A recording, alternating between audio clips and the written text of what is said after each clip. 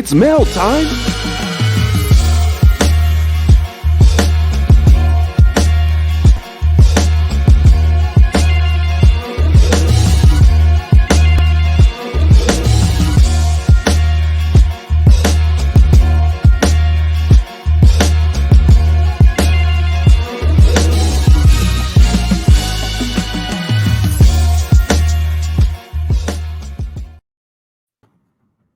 It's mail time.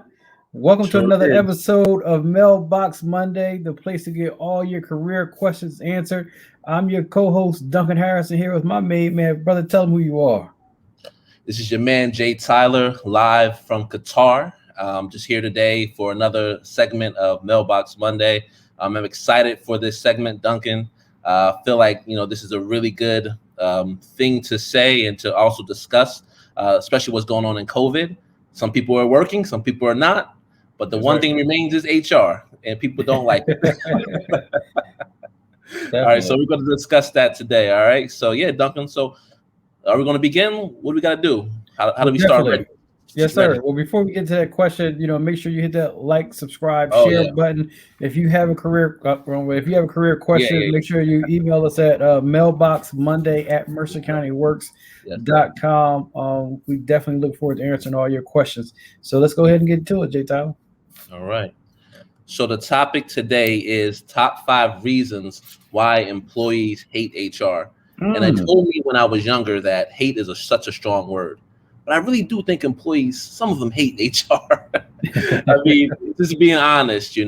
Now, Duncan and I are nice people, so I would think maybe people will like us in HR, but the function of HR, I'm not sure. So we're going to dive into that today because we do have an email from one of our supporters of Mercer County Works. So we're going to shout out Crystal and check out her email and see what she says. All right. So let's look into it. So I'm going to look at my screen right in front of me, just in case you see me looking above. All right. So Crystal T, she says, Dear Mercer County Works, at work, it has been difficult dealing with HR.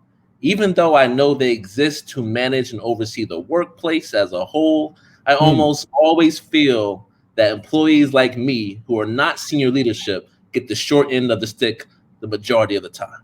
There have been instances where I had to question HR's decision making, but what do I know? Maybe I'm not as well versed as I need to be on the subject. Nevertheless, I feel like my complaints and feedback are valid, even if they are not truly heard at my job. So, in your experience, what are some reasons why employees complain about HR? I just want to make sure that I'm making sense here. Thanks in advance, Crystal T. So, what do you think about that email, Duncan? I don't think you read it before the show. What do you think about that? No, well, I think definitely understandable. Why some people, may not like HR because HR is really, the middle person, right? I don't want to say middleman, but the middle person between, Yeah. management and employees. And I think that,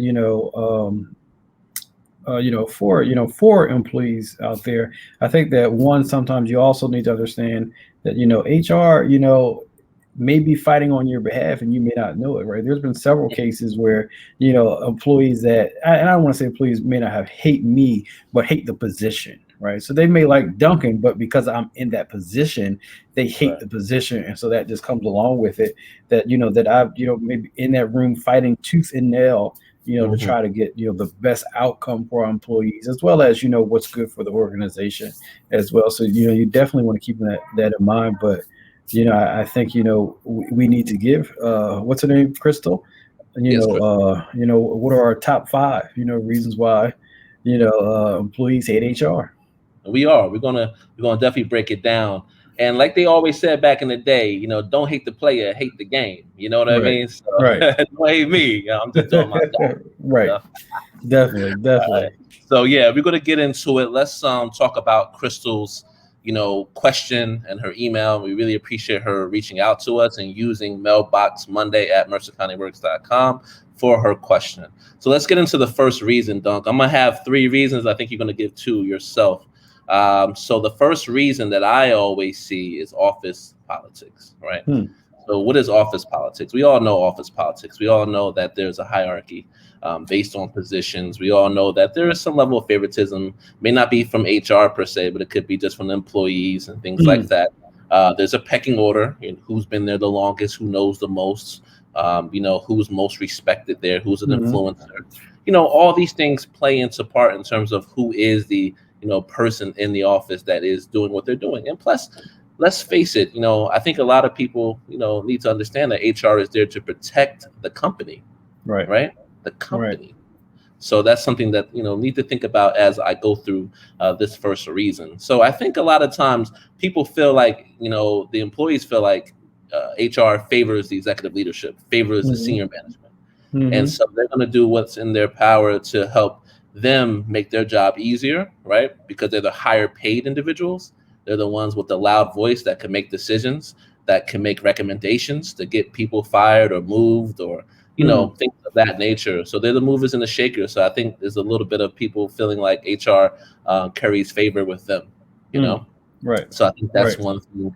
And I also think that, employees, they don't necessarily see the value in HR, so they see HR being used as a tool, right, for senior management instead of being like their own like force and function. And so I see some of that miseducation, making people believe that it's a lot of office politics that are unnecessary, right? That's not necessary at all. Right. So that's the first reason there. I think the second reason, just people, like I alluded to before, they don't understand the role. They don't understand what HR is, right? And so HR, as Duncan said this before, he says it a lot when we talk, it's a balancing act. It really is. Like HR helps to achieve performance, right? And make sure that everyone's, accountable to their responsibilities and to the administration of services in the workplace. Right. As well as being a strategic partner at the table with those senior executives, leadership, C-suite people as well, or board members, right? So I think they have to balance the interests of both. But again, as I said before, the primary interest and protection is the company, right? Even though the employees work for that company, it's the company itself. So I think this employees want to see HR advocating more for employees because they always see people advocating it for customers. They see the company advocating for senior leadership. But when are they going to advocate for the champions that make the systems go crazy? When I say go crazy, that's slang for just, doing, big numbers, right? Right. Because at the end of the day, the humans are the ones that maximize the systems that are put into place, right? So again, I think that's why employees are a little bit just frustrated with the actual understanding of the role and not really understanding what HR really does on a day-to-day basis, right?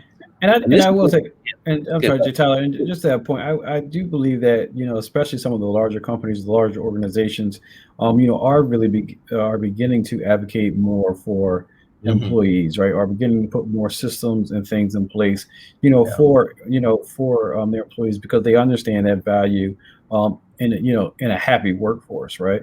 And so I think that is a trend that is really catching on. I just believe that maybe some of the mid to small businesses, now have to catch that wave. So I think we are seeing a turn, throughout the years of the way that human resources and companies treat their employees. And I think especially now, right, when we talk about what's going on with the supplemental income from our government, where people just aren't returning back to work. They're saying, I'm not coming back to work, for scruples, right?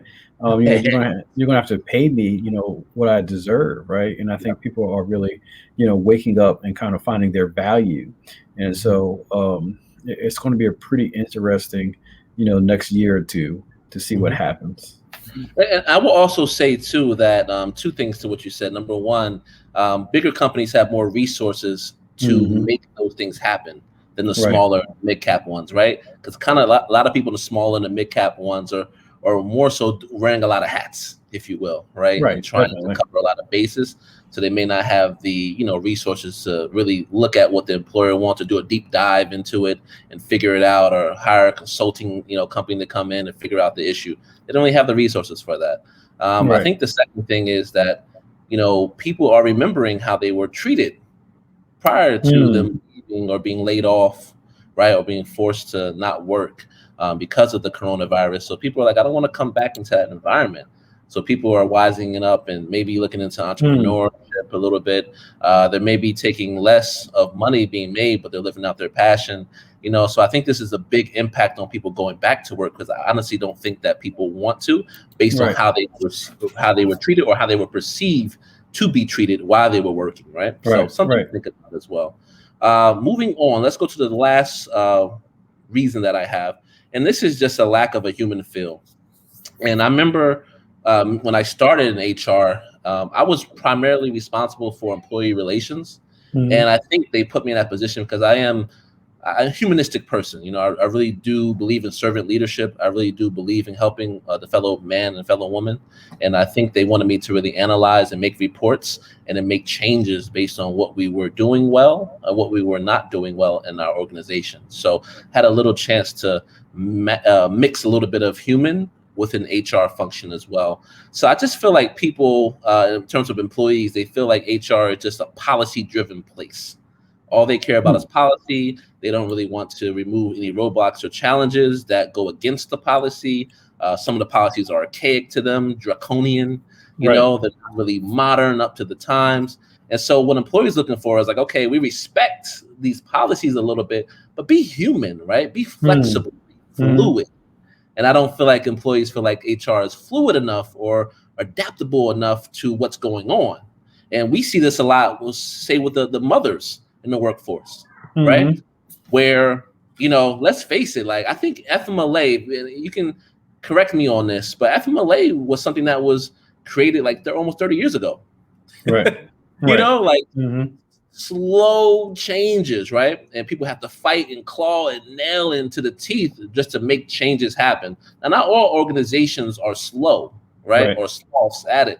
No, there are some really progressive, really quick organizations, you know, quick on their feet to change things. But there are some that are just still mired in the old way. They don't believe that the old way is a problem, right? So I think you see some of that going on as well. And I think, like I said before, HR is there to protect the company. The company, all right? So I'm going to give you a quote that I looked up that I thought was very interesting here, and we'll put it on the screen. It says, while 61% of employees believe that trust between employees and management is important, just 33% are actually satisfied with that relationship. Okay, so again, there's a problem. There's a disconnect between the communication. There's a disconnect between some of the policies and the lack of change and adaptability. And just in general, people look at HR sometimes as a pariah. Like, I don't ever want to deal with them. Only time I want to deal with them, I'm getting more money, or I'm trying to take time off, or getting a flexible work schedule, you know? So I think those are some things to really think about there. Duncan, what do you think? I know you have a couple of things on your docket that you want to discuss as well with this question. Definitely. So you gave us, three really good, examples of, why employees hate HR.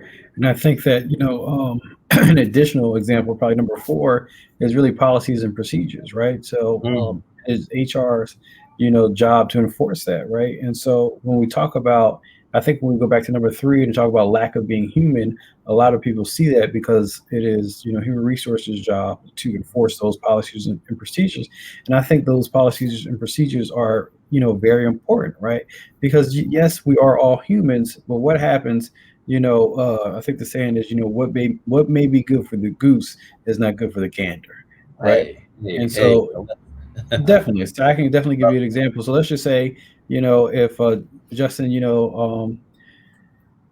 let's just say that, you got, I don't know, somebody in your family got into a car accident, you were late to work for like a week, right?